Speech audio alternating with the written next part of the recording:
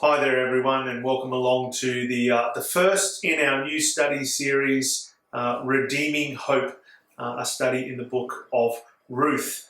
Now, the Book of Ruth begins in chapter 1, verse 1 with these words, "In the time when the judges ruled."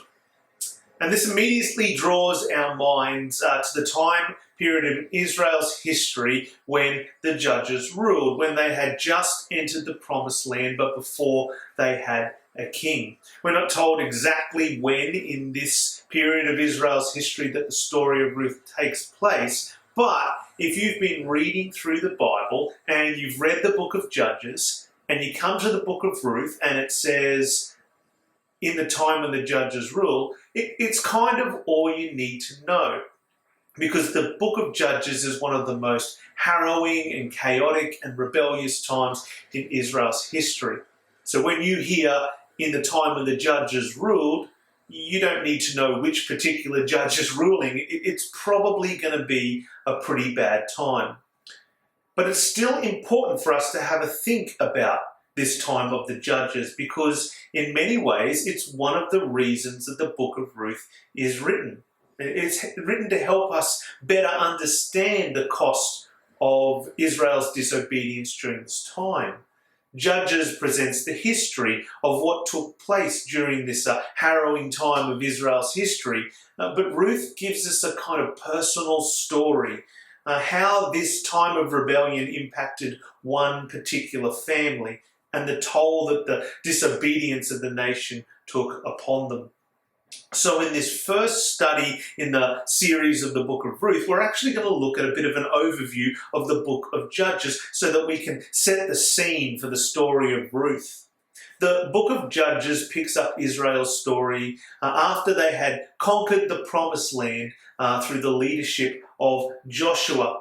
While there were some significant hiccups in this task of taking the promised land that God had given to them, on a whole, the people of Israel did a pretty good job. They conquered the land that God had told them to conquer. They'd allotted it to everyone. And when we get to the end of the book of Joshua, things seem to be pretty good. Joshua declares that he and his house are going to serve the Lord, and there seems to be a sense in which the whole generation living at that time are going to follow him in obedience to the Lord as they take possession of the land. However, when we get to chapter 2 of Judges, we're confronted with the sobering reality that no matter how triumphant one period of history can be, we're only a couple of bad decisions away from complete disintegration of society. We're pretty fragile as human societies. This is what it says in Joshua chapter 2, verses 8 to 10. "And Joshua, the son of Nun, the servant of the Lord, died at the age of 110 years. And they buried him within the boundaries of his inheritance in Timnath-Heres, in the hill country of Ephraim, north of the mountains of Gaash. And all that generation were also gathered to their fathers. And there arose another generation after them, who did not know the Lord or the work that he had done for Israel. The man who had walked in the footsteps of Moses, he'd seen the mighty hand of God rescue Israel from slavery in Egypt. He'd come face to face with the commander of the armies of the Lord, and all the people who had followed him and seen the miraculous hand of God at work, giving them the promised land. This whole generation and this great leader Joshua, they all die out. And immediately the next generation comes along and they neither know God or desire to worship him. Joshua's generation had been faithful in capturing the land, but maybe they had failed in capturing the hearts of their children for the worship of their God. And this generational abandonment of faith in God will trigger over a century of turmoil for the people. In a moment, you are going to spend time together unpacking a vicious cycle that takes place in the book of Judges. How rebellion seems to be an ever-present force pulling the people away from their God. and how even the heroes that he raises up to defend them turn out to be incredibly broken and cause almost as much heartache as they do salvation.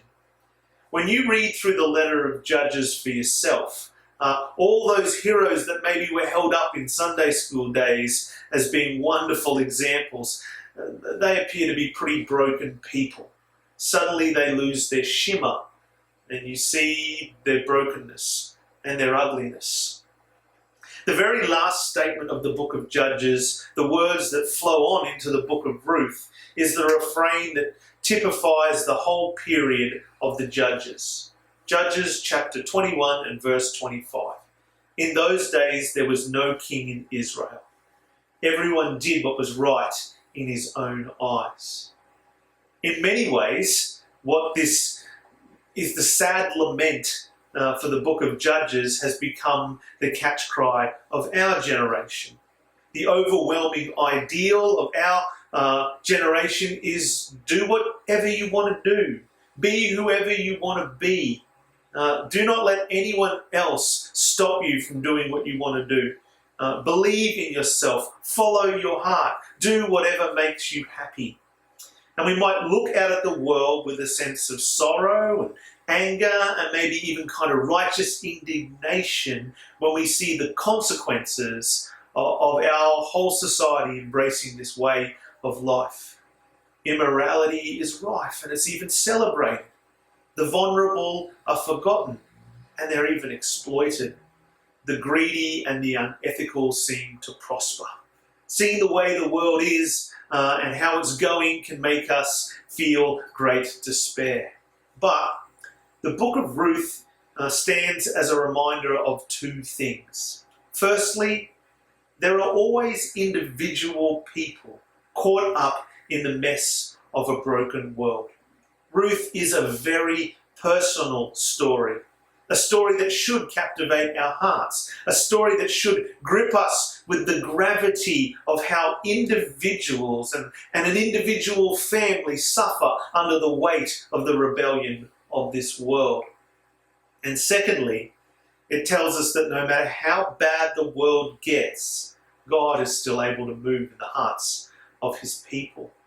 Ruth is the story of how the most unlikely person in the most unlikely of situations demonstrates a greater faith than the world that should know better.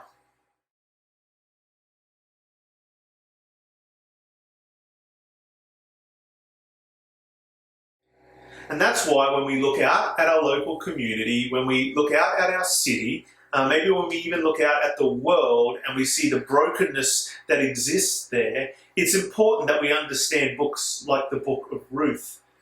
Because the Book of Ruth is in part in our Bibles to remind us that no matter how far from God our world might be, the reality is that there are people caught up in the brokenness of this world.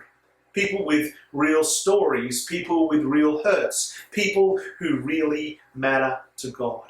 And also to remind us that our God can birth faith in the hearts of anyone, at any time, in any place. He is that powerful and that loving. So I hope we really enjoy the whole series in the Book of Ruth.